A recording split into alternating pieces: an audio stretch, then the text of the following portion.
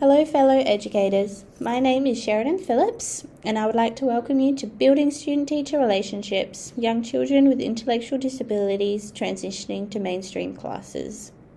Over the next 10 minutes we are going to learn about relationship building with children with intellectual disabilities who are just transitioning into school, why these relationships are important and what we can do to build these relationships. First of all, I would like to acknowledge that we gather here today on the traditional lands of the Kaurna people. I pay my respects to the elders of this land, including those past, present and emerging. I recognise the deep spiritual connections to the land, the skies and the waterways which exist today for Aboriginal and Torres Strait Islander people. From our initial research of council areas within Adelaide, South Australia, we found that early learning centres are meeting or exceeding the National Quality Standard 5 of relationships with children. When we compared this to primary schools within the same area, we found that the schools are still working towards this NQS standard. Our research also showed that there is a lot of research and data regarding neurotypical children transitioning into schools from kindergarten or early learning centres. Yet there was little research on children with intellectual disabilities transitioning into mainstream classes, as this is happening more and more.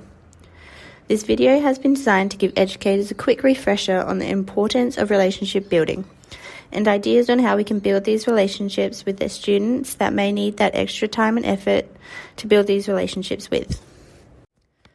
Educators have a significant impact through the relationships we have with children.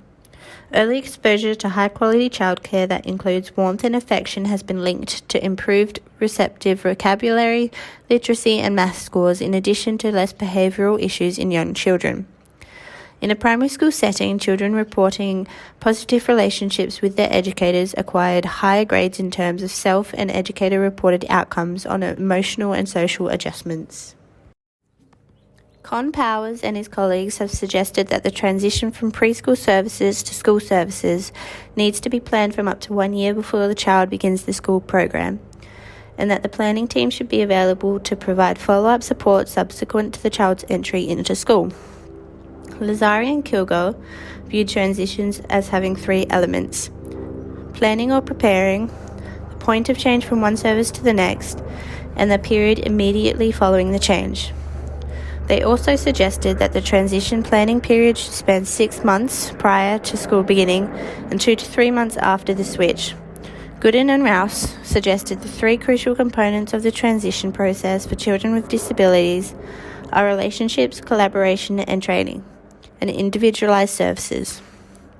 It has been suggested that when planning transitions, the needs of the child with disabilities, the family and the service providers must be considered, and that a quality transition program will assist the child with disabilities to cope in the new setting. The prosocial theoretical model proposes that teachers who are more socially and emotionally competent have more supportive relationships with their students, engage in more effective classroom management strategies, and are more effective teachers of the social and emotional curricula. The teachers who recognise students' emotions and their associated cognitive appraisals are better able to understand their motivations and respond to their needs accordingly.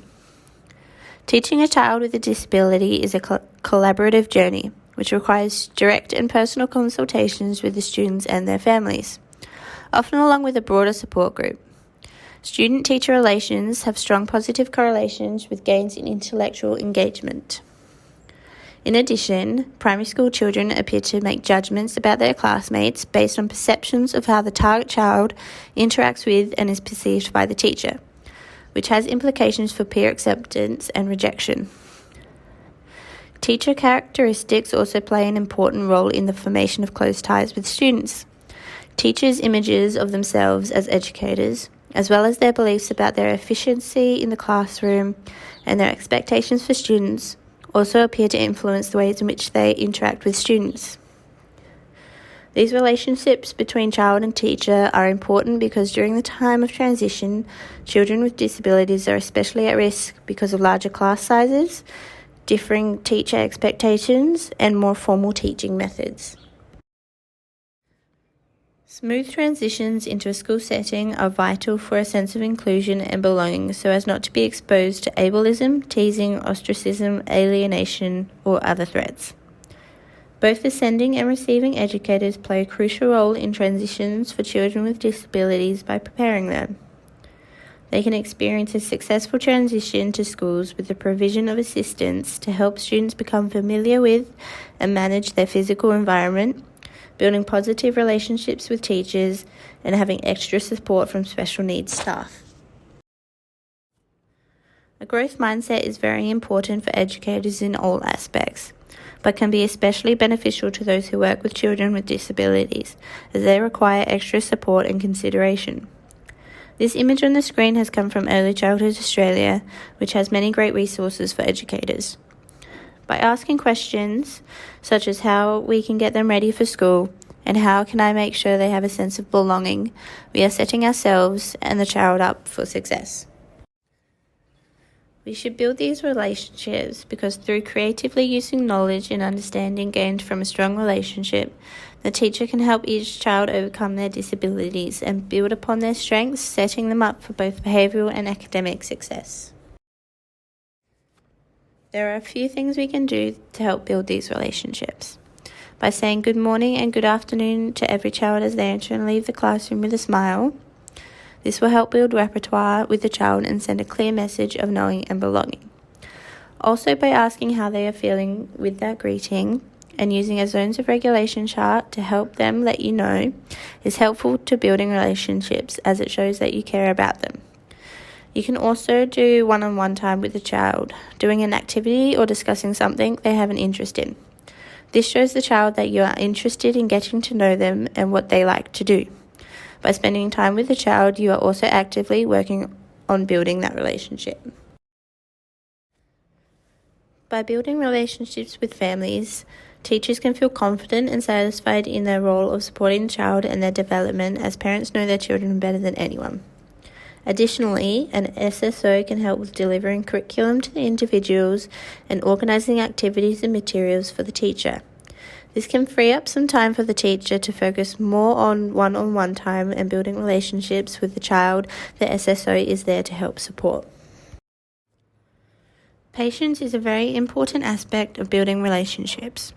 Previous research has shown that educators who show patience and support to their students can have a positive impact on their students' success, both academically and socially and emotionally. Routines allow students to quickly accomplish day-to-day tasks that are required of both the teacher and students. Routines also help to create smoother transitions between activities and therefore allow fewer opportunities for disruptions to occur. Having a positive relationship with the child will help with these routines. A transitional support object or objects can help with transitions and relationships, as they are a familiar object to the child that can bring comfort in new and unfamiliar environments or situations. Additionally, people with sensory or other cognitive and physical disabilities often feel empowered when controlling their environment around them. A sensory room or corner allows users to use whatever piece of equipment they need at the time. Educators may sit with a child within this room or corner for one-on-one time or to help the child when they are in need, further growing their relationship. The main thing you can do as an educator is to get to know your children. Ask them about their interests and life stories and incorporate their experiences into the classroom. For children with intellectual disabilities, smooth transitions into a school setting are vital for a sense of inclusion and belonging. The 3 resources on the screen have a lot of information and data and resources that can help educators building relationships. The first one, Transition to Primary School for Children with a Disability, is a great article by the Victorian Government which gives useful information on transition planning and preparation. The second one, Plan Effective Transitions for Children in Education and Care Services, is a document full of data, information and recommendations about preparing a child for transition into school. The third one, Reimagine Australia, has many resources for everyone.